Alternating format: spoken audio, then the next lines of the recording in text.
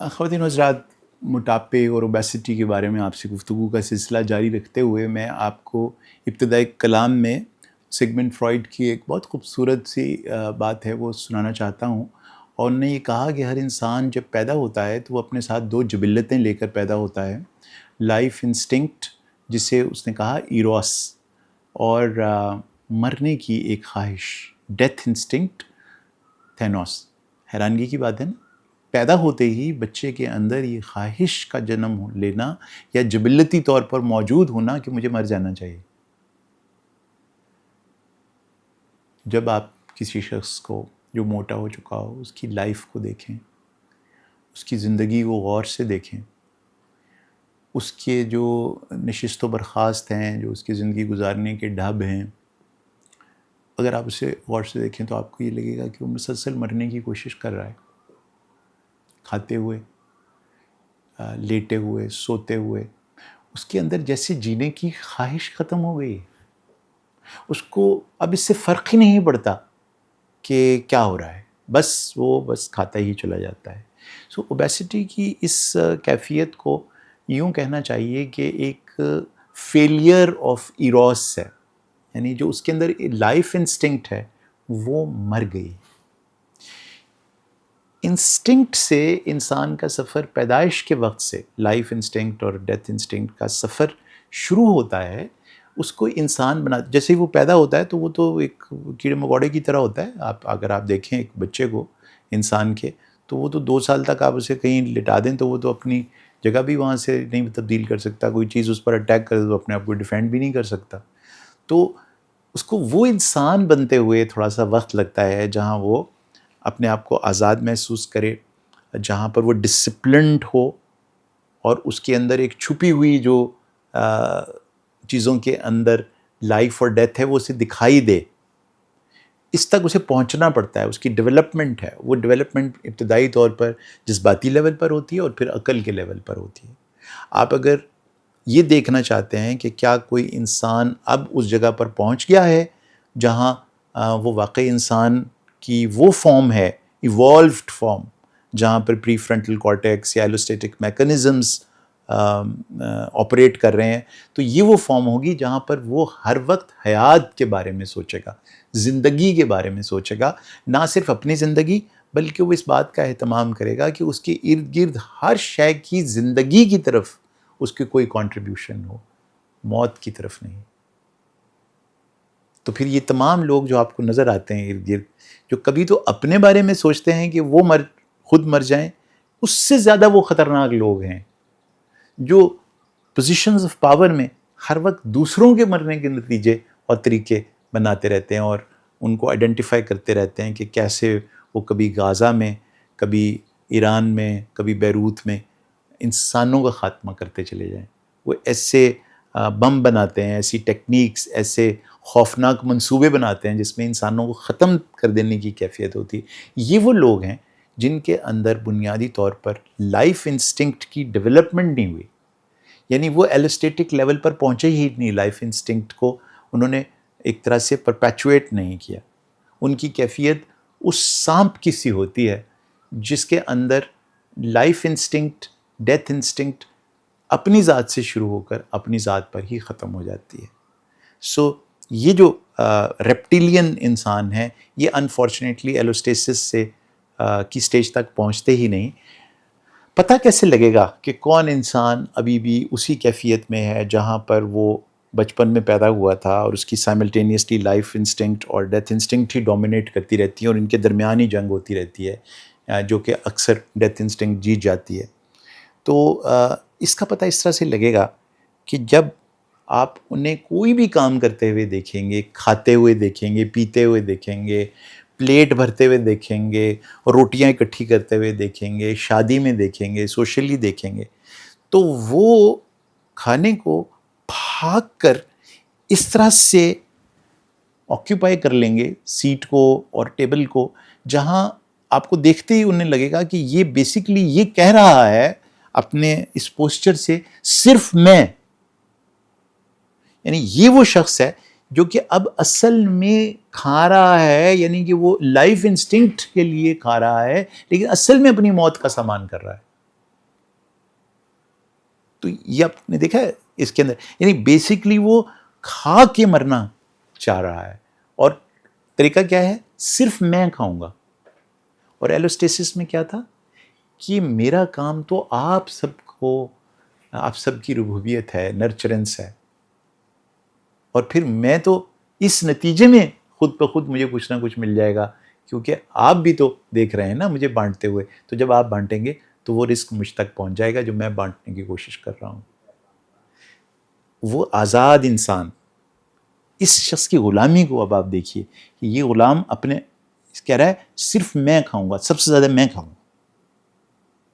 یہ جو صرف میں کی کیفیت ہے، یہ وہ کیفیت ہے جس کے اندر ایک غلامی چھپی ہوئی ہے، جس کے اندر کوئی ڈسپلن نہیں ہے، کیونکہ ڈسپلن تو پری فرنٹل کارٹیکس سے آتا ہے. اس کے اندر کوئی فیتھ نہیں ہے کہ بانٹنے سے چیزیں زیادہ ہو جاتی ہیں. جب میں دوں گا تو پھر مجھ تک بھی پہنچے گا.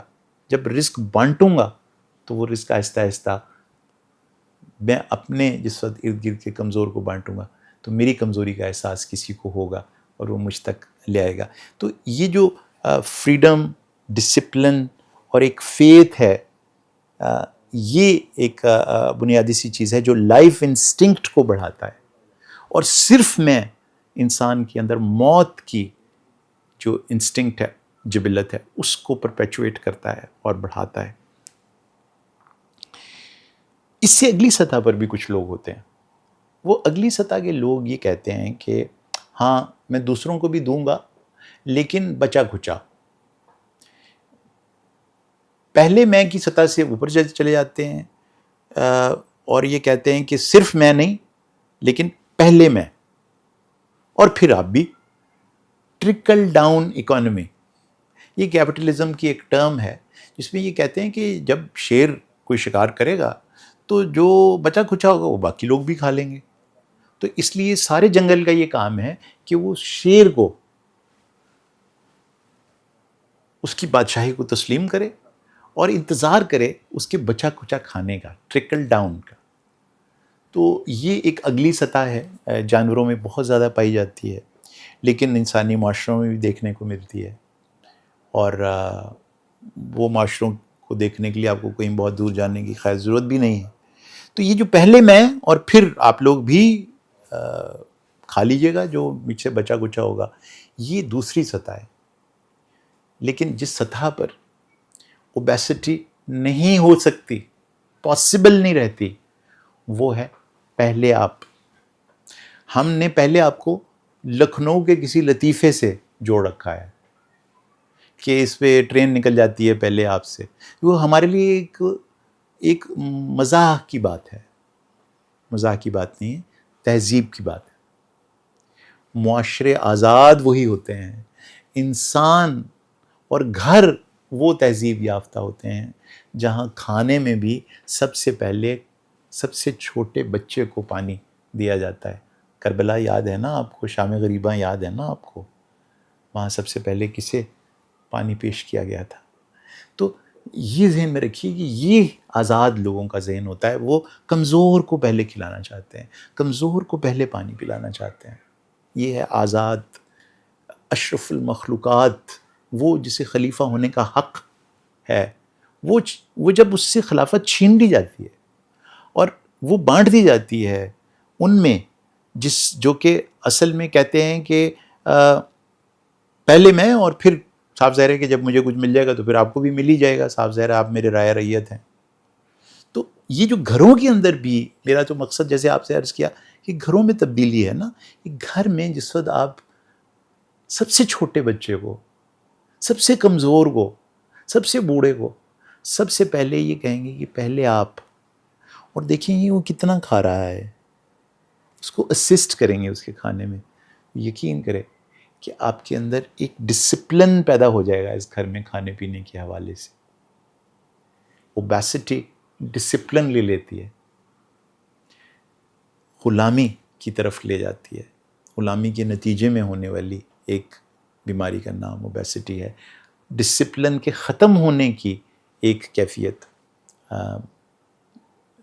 اوبیسٹی ہے.